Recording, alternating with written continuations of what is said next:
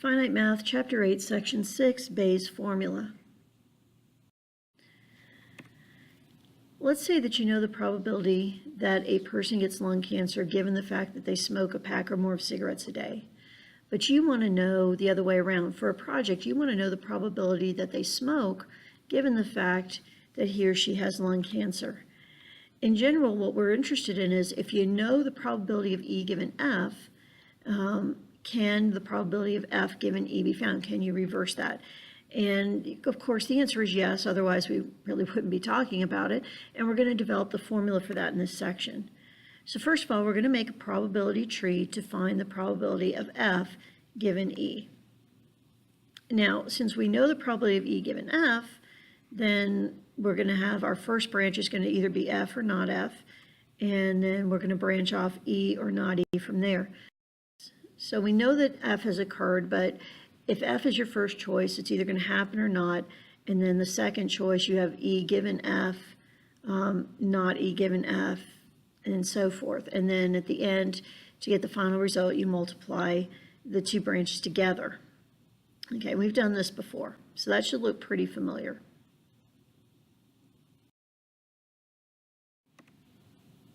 By the definition of conditional probability in the product rule, we have that the probability of E is the probability of the intersection of F and E, and the probability of the intersection of not F and E. If you think about it for a minute, that makes sense. In other words, we're finding all the E's that are both included in F and not included in F. And it's, if you think in terms of a Venn diagram, it makes sense. It's when you add that one part of the intersection to the part that's by itself. Okay, and we have that the probability of the intersection of F and E is the probability of F times the probability of E given F, and we get that from our product rule, also from finding those probabilities at the end of our tree. That's actually, what we're doing. Okay, so we're going to be putting this together a little bit here. Let's see, we've got that the probability of the intersection of not F and E is going to be the probability of not F times the probability of E given not F. So same thing, we're just this time using the complement of F. So now we're going to do a little substitution with these things.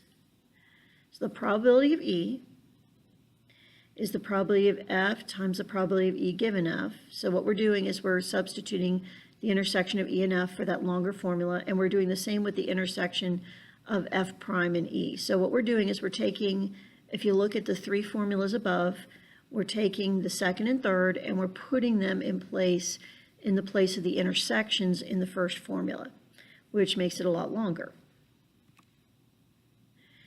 Okay, and the probability of F given E, now what we're doing here is we're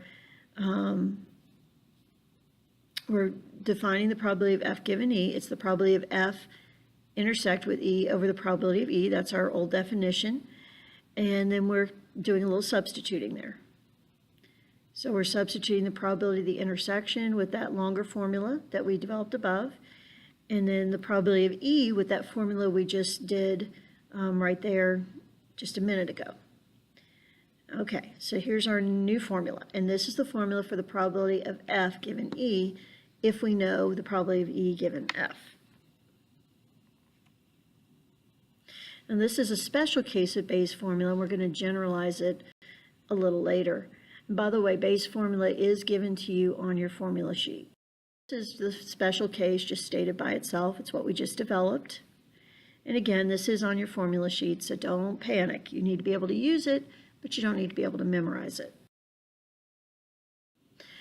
All right, so talking about using it, we have a word problem here. For a fixed length of time, the probability of a worker error on a certain production line is 0.1.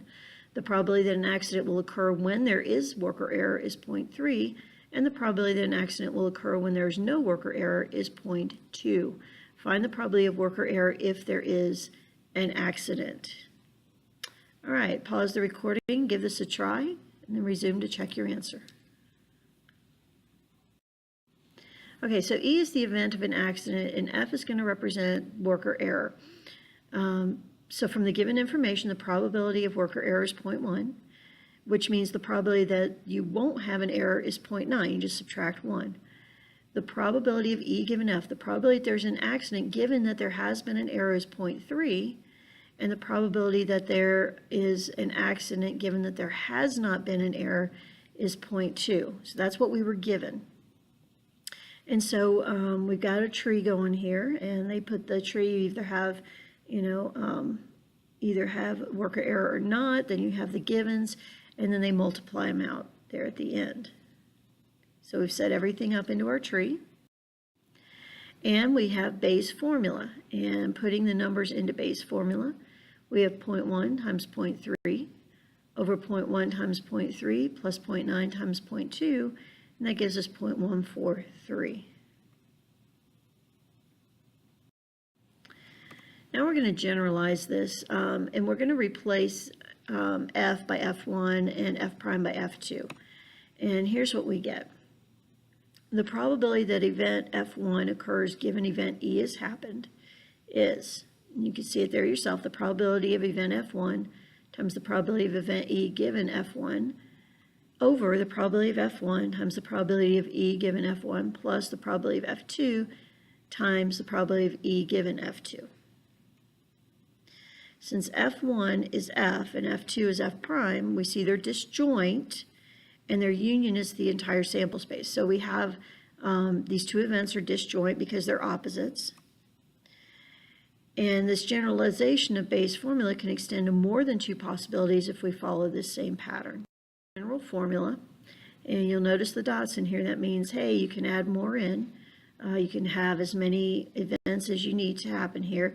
They need to be pairwise disjoint events, meaning that any two of them are disjoint. So any two you randomly pick are going to be disjoint. None of them can happen, simultaneously. And there's our general formula. So how do we use this formula? Well, we're going to make a tree, and we're going to start with branches that represent our givens, the F1, F2, however many it takes. We'll put the probabilities on there. From the end of those branches, we draw a branch for event E. It's for the other event. And we're going to label that with the probability of getting it or getting to it or not. So there are now n different paths that result in event E. Next to each path, put its probability, the product of the probabilities of the first branch and the second branch, the probability of Fi given E. So we know the probability of E given Fi. We want the probability of Fi given E is found by the dividing the probability of the branch for F sub I by the sum of the probabilities for all of the branches producing event E. Okay, it sounds really complicated, and it's a little bit of a mind twister, but once you get the hang of it, it's really not that bad because you kind of do the same thing every time. Let's try this. We got a survey of women who are 18 or older. It indicates 87% of married women have one or more children, 48% of never married women have one or more children, and 89% of women who are divorced, separated, or widowed have one or more children. The survey also indicated that 45% of women age 18 or older were currently married, 24% have never been married, and 31% were divorced, separated, or widowed, which is labeled other. Find the probability that a woman who has one or more children is married. All right, if you want to be brave and give this a go, then pause the recording and try it. If not, then keep playing and we'll go over how to get this accomplished.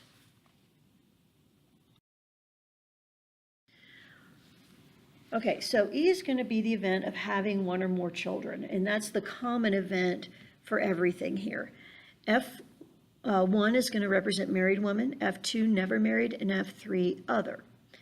So the probability, we have the probabilities of each of those, 0.45, 0.24, and 0.31. We have the probabilities of having one or more children given each of those. So we've got all that organized. We want to find the probability of F1, which is married woman, given the fact that she has one or more children. So we're going to do a tree, and so here's how. The first thing is the marital status, married, never married, other, and then we label the probabilities. The second set of branches is going to be whether they have one or more children or not. So with these are always going to have just the two possibilities. Either it happens or it doesn't. The first set of branches can have multiple, more than two, but the second set's always going to have either it happens or it doesn't. And so we put the probability for married women to have one or more children or to not, never married, one or more children or not, and other, one or more children or not. And then at the end, we multiply those probabilities to get what we're looking for. And notice what they're doing, because what we want to know is we want to know what's the probability that they're married given the fact that they have one or more children. So we're focusing on where they have one or more children. And that's why you see only those probabilities actually computed there. So using the top branch of the tree and dividing the probability of this branch by the sum of the probabilities of all the branches gives us E. So we find the probability that both have occurred, that they're married and that they have one or more children. That goes on top. And then we divide that by all of the probabilities where they had one or more children, and it gives us 0.5, so 50%. Okay, here's another example. Read over this, pause the recording, give it a try, and resume the recording to check your answer. Okay, so we have a manufacturer buying an item from 6 different suppliers. The fraction of the total number of items obtained from each, along with the probability that it's defective, is shown in the table. Find the probability the defective item came from supplier 5. So here's what we got. We've got a multitude of suppliers. So that's going to be our first branches. And then the probability that they're either defective or they aren't, that's going to be our second set of branches. If you want to do it in a tree. Now, they didn't set up the tree here, but that's how you could do it. It says let F1 be the event the item came from supplier 1, and then 2, 3, 4, 5, and so on. E is the event that the item's defective. So we want to find the probability that it came from 5 given that it is defective. And so we have 0.35 times 0.03, which is the intersection of event of supplier 5 and defective. And then we have the probabilities below that. We're adding up all the other suppliers, including supplier 5, times the event that they are defective. And we get 0.319. And notice they didn't set up the tree. I think it would be a little easier to set up the tree myself. It's kind of up to you. If you get a handle on this and don't need the tree, then that's fine. The rest of this is extra practice. So pause the recording, give them a try, and resume the recording to check your answer.